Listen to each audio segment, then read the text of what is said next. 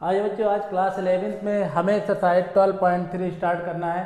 तो exercise 12.3 start करने से पहले हमारे पास कुछ इसमें फार्मूलों की ज़रूरत होगी। आइए बच्चों वो सब फार्मूले देखते हैं। तो सबसे पहले हमारे पास देखिए, अगर ये पॉइंट हमारे पास P और Q है, यहाँ पर हमारे पास पॉइंट P है और यहाँ पर पॉइंट Q है, इनको ज्वाइन करने वाली लाइन PQ हो गई।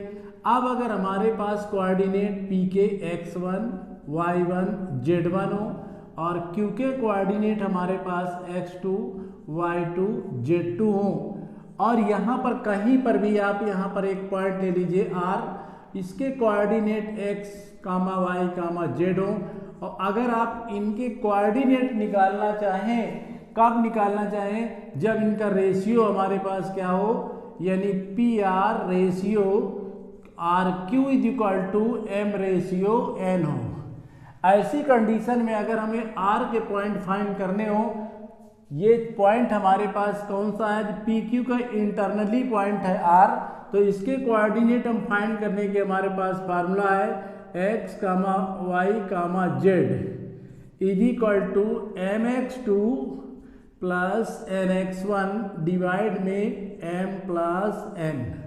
ये फार्मूला हुआ बच्चों। अब इसी तरह से my2 प्लस ny1 डिवाइड में m प्लस n, इसी तरह से mz2 प्लस nz1 डिवाइड में m प्लस n। ये हमारे पास कोऑर्डिनेट फाइंड करने का फार्मूला है। अब यही कंडीशन अगर बच्चों ये पॉइंट बाहर होता कहीं, यानी PQ के मिड ना होकर के ये R पॉइंट कहीं बाहर होता है, तो फिर हमारे पास यानी ये x1, y1 और z1 पॉइंट होते, ये x2, y2, z2 पॉइंट के साथ यहाँ के जो आपके पास कोऑर्डिनेट होते वो x, y, z होते। तो ये हमारे पास जो R पॉइंट है अब एक्सटर्नल है। तो इस कंडीशन में R के अगर हमें पॉइंट फाइंड करना होता तो हम कौन सा फार्मूला यूज करते? फार्मूला बच्चों यही यूज करना था, जहां n है वहां n के प्लेस पे हमको -n डालना है, बाकी फार्मूला सेम है। तो फिर इसका फार्मूला बनता mx2 माइनस nx1 डिवाइड में m माइनस n। जहां भी n है वहां पर -n डाल देते हैं, तो ये my2 माइनस ny1 डिवाइड में m माइनस n। यहाँ पर आप लेते फिर mz2 माइनस nz1 डिवाइड में हमारे पास m माइनस n। तो ये हमारे पास एक्सटर्नल अगर कोऑर्डिनेट फाइंड करना हो तो हम इस फार्मूले का यूज करेंगे। इसी में आप बच्चों एक और फार्मूला भी आप जनरेट कर सकते हैं। जैसे इस फार्मूले को आप ले लीजिए, आपके पास यहाँ पर x, y, z फार्मूला है, यहाँ पर mx2 प्लस nx1 डिवाइड में m प्लस n है।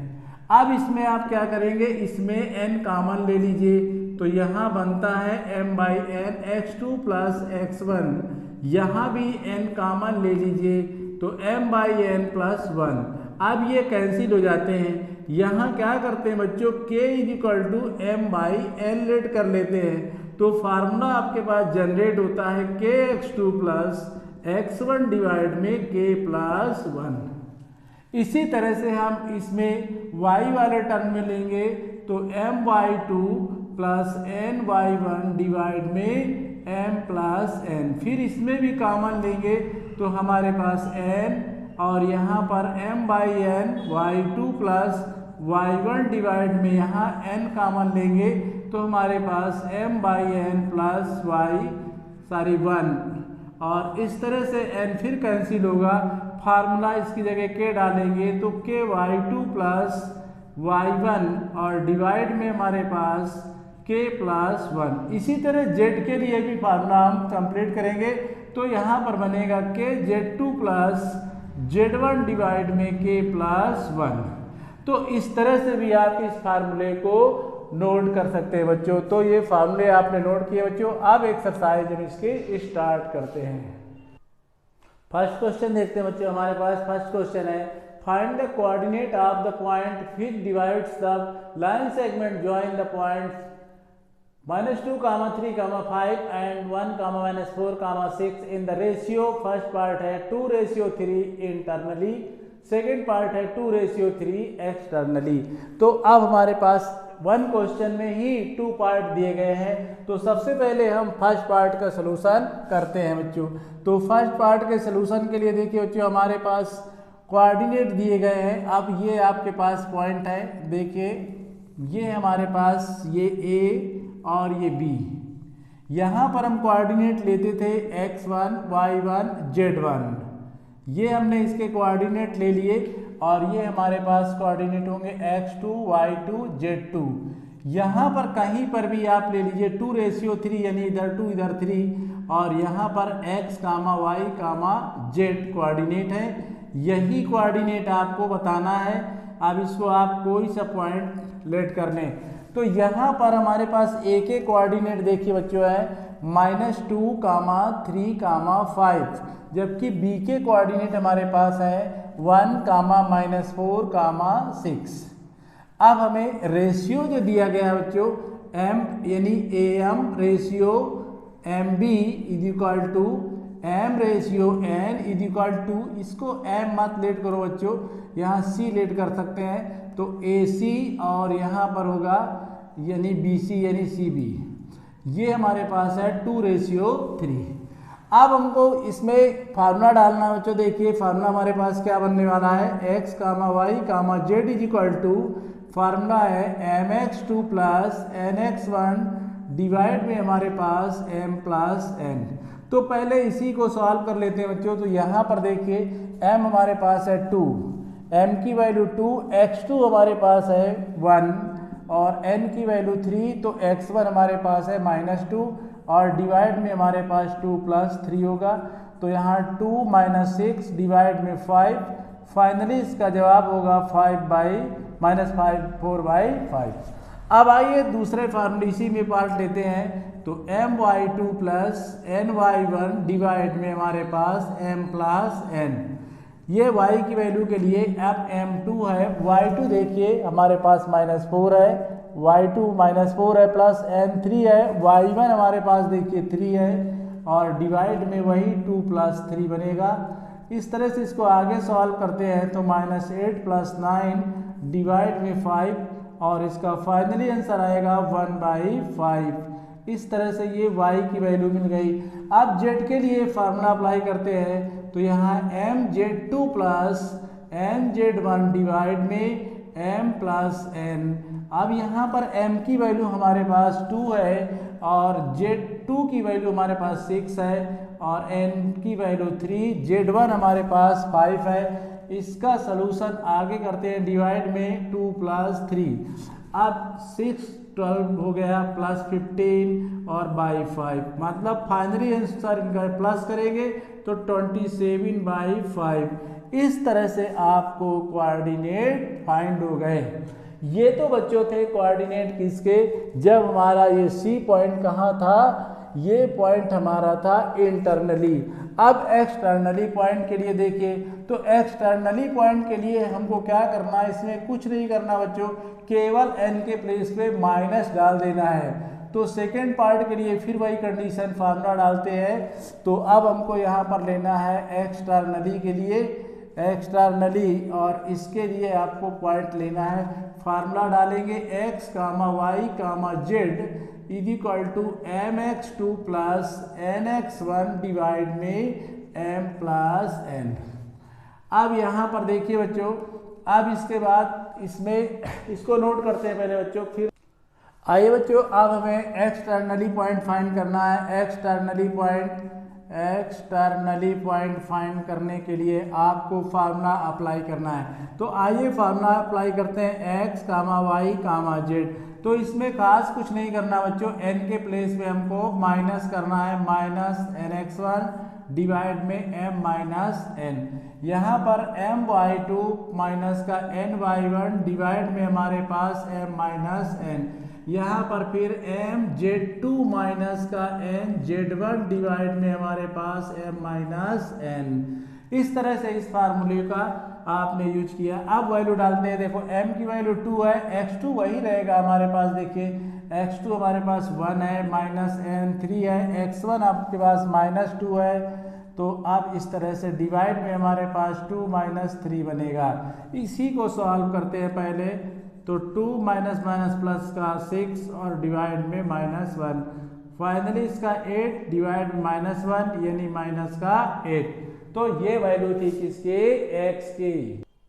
अब y की वैल्यू देखते हैं बच्चों, m की वैल्यू 2, y2 आपके पास माइनस 4 है, माइनस n की जगह 3, y1 हमारे पास 3 है, ये y1 है, डिवाइड में वही 2 माइनस 3, इसका सोल्यूशन करेंगे, माइनस का 8 माइनस का 9 डिवाइड में माइनस 1 और इनको ऐड करेंगे तो ये बनेंगे आपके पास माइनस में 17। तो 17 डिवाइड में माइनस 1, माइनस माइनस कैंसिल और फाइनली इसका आंसर आया प्लस में 17। अब आइए z की तरफ चलते हैं, फिर 2 इंटू z2 6 है और ये 3, z1 हमारे पास 5 है, यहाँ डिवाइड में 2 माइनस 3, इसको आगे सॉल्व करते हैं तो 12 माइनस 15 डिवाइड में माइनस 1, यानी कि यहाँ पर इसको माइनस करते हैं तो माइनस 3 डिवाइड में माइनस 1, माइनस माइनस प्लस हो जाएंगे और ये 3। तो इस तरह से इसके कोऑर्डिनेट आ गए -8, 17, 3 और वो भी कौन से, एक्सटर्नली। तो इस तरह से बच्चों हमको क्वेश्चन में इंटरनली पॉइंट बताने थे, एक्सटर्नली बताने थे, दोनों आपने बता दिया, क्वेश्चन आपका डन हो गया। आइए बच्चों क्वेश्चन सेकंड देखते हैं। क्वेश्चन सेकंड हमारे पास है, गिवन दैट p के कोऑर्डिनेट दिए गए हैं 3, 2, -4, q के 5, 4, -6 एंड r के 9, 8, -10 are collinear, find the ratio in which q divides pr। तो आइए बच्चों क्वेश्चन हमारे पास जो गिवन है वो आपसे कह रहा है कि हम आपको p और q पॉइंट दे रहे हैं, P और Q आपको हम पॉइंट दे रहे हैं, ये P पॉइंट है और ये Q, और इसके मिड में कहीं पर भी एक पॉइंट R है।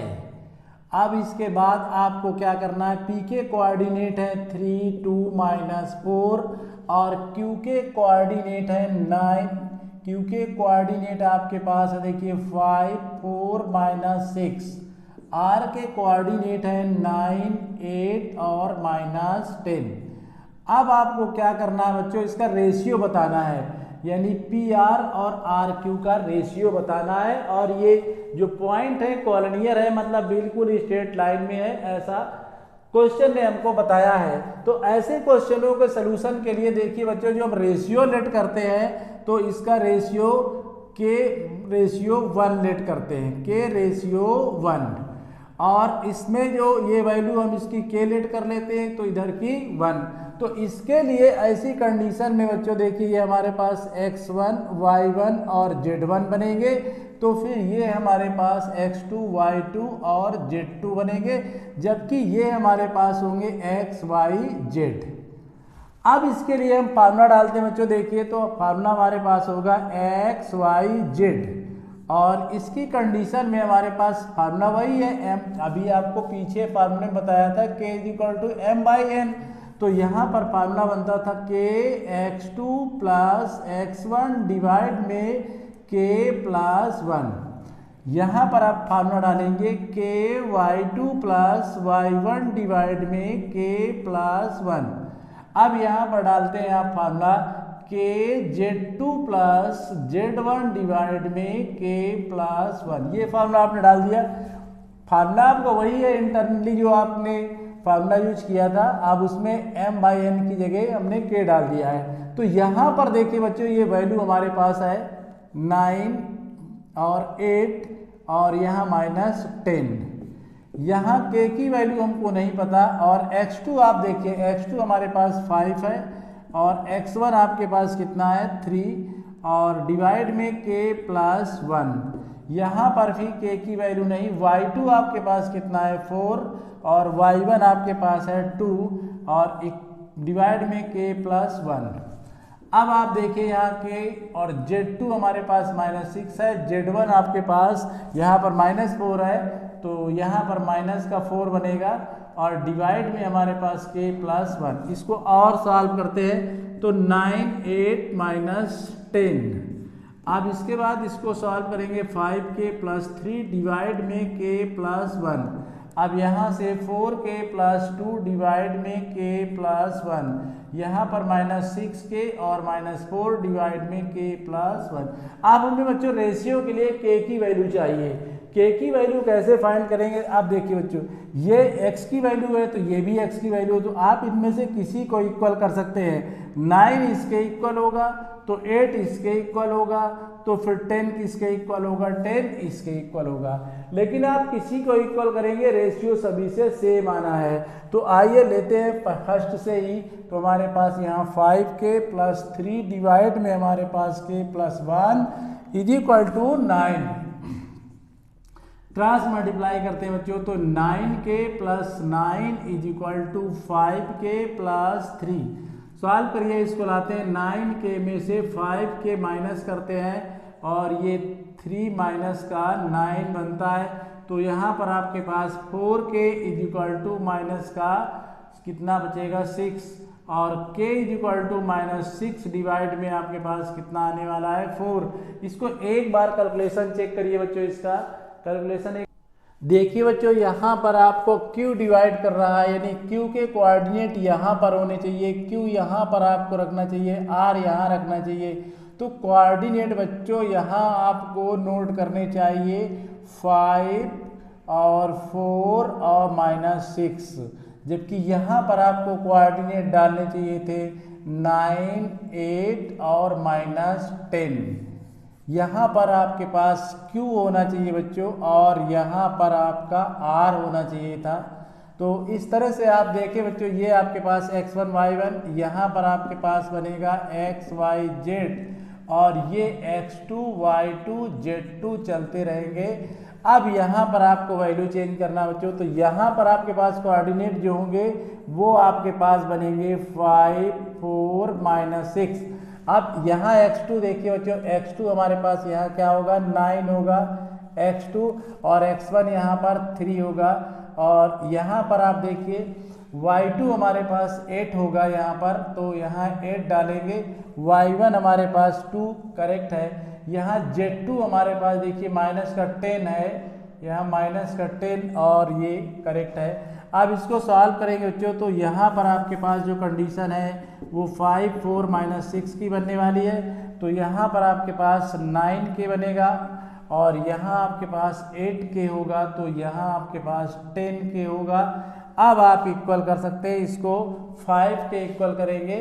तो कैसे आप इक्वल करेंगे? देखिए 9k प्लस आपके पास 3 डिवाइड में k plus 1 is equal to 5। Cross multiply करते हैं तो 9k plus 3 is equal to 5k plus 5। 5 को इस साइड लाते हैं तो यहाँ माइनस का 5 और ये 5 -3 बनता है, तो यहाँ 4k इज इक्वल टू 2 बनता है।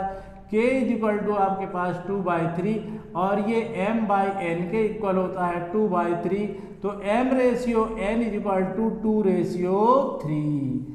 अब आप देखिए बच्चों, आपका आंसर 2:3 में। लेकिन अब आप कहेंगे आप इससे भी कैलकुलेट करके देखिए, क्या इससे भी यही आ रहा है? तो आइए देखते हैं बच्चों, इससे भी कैलकुलेशन करके देखते हैं। तो इससे कैलकुलेशन के लिए हमारे पास क्या देखिए 8k प्लस 2 और डिवाइड में हमारे पास k plus 1 is equal to 4। Calculate करिए बच्चों इससे 4/1, तो यहाँ पर आपके पास 8k plus 2 is equal to 4k plus 4। अब ये इससे माइनस हुआ तो कितना बचता है बच्चों? 4k। 8k में से आपने माइनस कर दिया 4k, 4 में से 2 माइनस किया तो यहाँ 4k इज इक्वल टू 2 बचेगा। k की वैल्यू आएगी 2 कितनी? 4। अब इसका कैलकुलेशन कितना बनता बच्चों? 1/2। देखिए चेक करिए बच्चों इसको भी एक बार। इसमें बच्चों चेक करिए, यहाँ पर 4 आएगा और देखिए यहाँ से आपका 4 जाएगा, तो इसको कैंसिल भी कर सकते हैं। तो यहाँ पर आपके पास 1/2 आएगा और इसका रेशियो 1:2 आएगा। तो आपने देखा बच्चों, इससे भी वही 1:2 और इससे भी रेशियो आपका कितना आएगा? 1:2, m ratio n is equal to 1:2। तो आप इनमें से किसी से भी वैल्यू फाइंड करते आपका आंसर सेम ही आता।